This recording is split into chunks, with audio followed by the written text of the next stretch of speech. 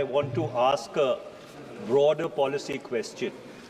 निश्चित रूप से हम बैठ करके चाय पियेंगे और सारी बातें हम डिस्कस करेंगे। धन्यवाद। चाय पी के जवाब देंगे। Shri Manish Tiwari ji. Thank you very much, Mr. Speaker, sir. With your permission, Mr. Speaker, sir, I want to ask a broader policy question. Going back to the Earth Summit in Rio de Janeiro in 1992, there was a consensus which emerged in the global community that global warming must be limited to 1.5 degrees centigrade or 2.7 degree Fahrenheit of the pre-industrial temperatures which prevailed during the 1500s before the first industrial revolution took place.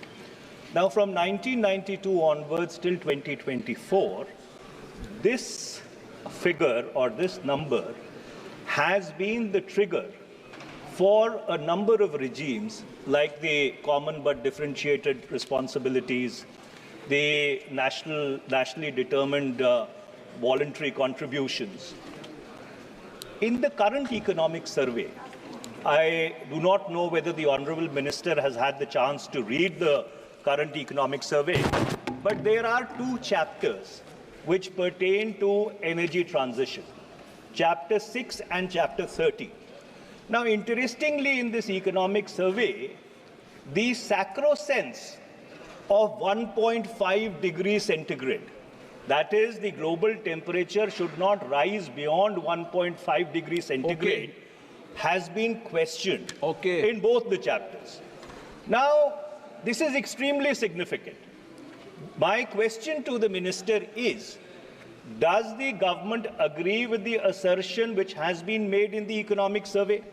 And if the government agrees with the assertion which has been made in the economic survey, it disrupts a large number of the global consensuses which have held the field and triggered the CBDRs and the national voluntary contributions.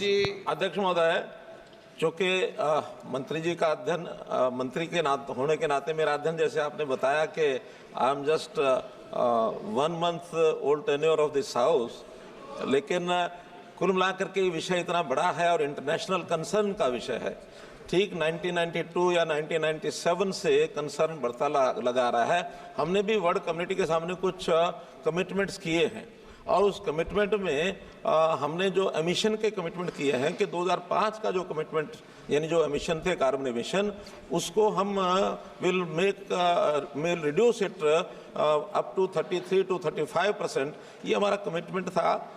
लेकिन बाद में इसको हमने achieve कर लिया ये bye 2030 तक था, लेकिन हमने इसको अचीव कर लिया, लक्ष्य के पहले पूरा कर लिया है। तो हमने अपना महत्वाकांक्षी टारगेट अपने आप तय करके बताया कि हम इसको 45% तक ले जाएंगे बाय 2030। तो कार्बन एमिशन हम कम करेंगे।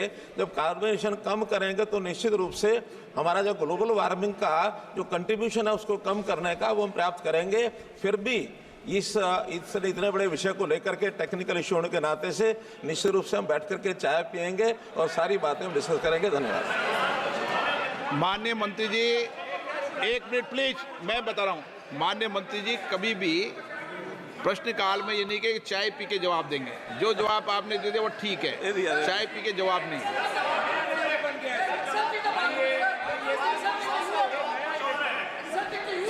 मैंने बोल दिया ना।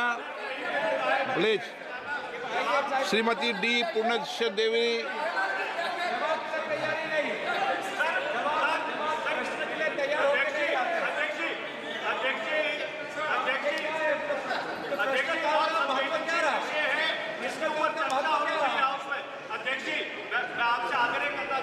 नहीं ऑन किया। Thank you, Honorable Speaker, sir. Sir, organizations that issue carbon emissions must also report the carbon emissions that they have reduced. Organizations that issue the carbon credits should also report the carbon emissions that they have reduced. Otherwise, there is absolutely no legitimacy. We have companies who, to offset their carbon emissions, invest in projects that reduce their greenhouse gas emissions. So my question to the Honourable Minister would be, Is there a tracking system on whether such companies are really reducing their own carbon emissions before they invest in projects which are already reducing their carbon emissions? I think it also connects to what the question that has already been raised earlier. Thank you, sir. माननीय मंत्री जी। अध्यक्ष महोदय, carbon emission के कुछ targets तय किए जाते हैं, कुछ उनको टारगेट दिए जाते हैं इंडस्ट्री को, हर सेक्टर को। उसी में से उनका एक कंपटीशन खड़ा होता है कि कार्बन एमिशन कौन अपने टारगेट्स को पूरा करता है, कौन उससे बेटर अचीव करता है। जो बेटर अचीव करता है उसी को कार्बन सर्टिफिकेट्स जो इशू होते हैं ताकि मार्केट के अंदर फ्री मार्केट में बेच सकता है। तो जो बेचने की और खरीदने की प्रक्रिया शुरू होगी तो निश्चित रूप से उसकी मेजरमेंट अपने आप होगी, क्योंकि स्टिल हमारा Indian carbon market it is yet under way. 2026 तक ये इंडियन कार्बन मार्केट जब सामने आएगी तो उसी में से एक मूल्यांकन होगा कि किस इंडस्ट्री के सेक्टर ने अपना टारगेट पूरा किया, किसने पूरा नहीं किया है। जो भी पूरा करेंगे और नहीं कर पाएंगे तो उनको खरीदने पड़ेंगे सर्टिफिकेट। जो पूरा कर पाएंगे बल्कि बेटर कर पाएंगे, they are to sell their certificate, उसमें से चीजें अपने आप तय होंगी। और ये भी बताओ कि दुनिया में भारत देश ही ऐसा है जिसने उसके जो लक्ष्यों को समय पूरा करेंगे और साथ में हमारी जो लाइबिलिटीज थी उससे ज्यादा हमने कार्बन उत्सर्जन कम किया है। ये दुनिया में संसद से मैसेज जाना चाहिए। क्वेश्चन नंबर 42 के सुरेश।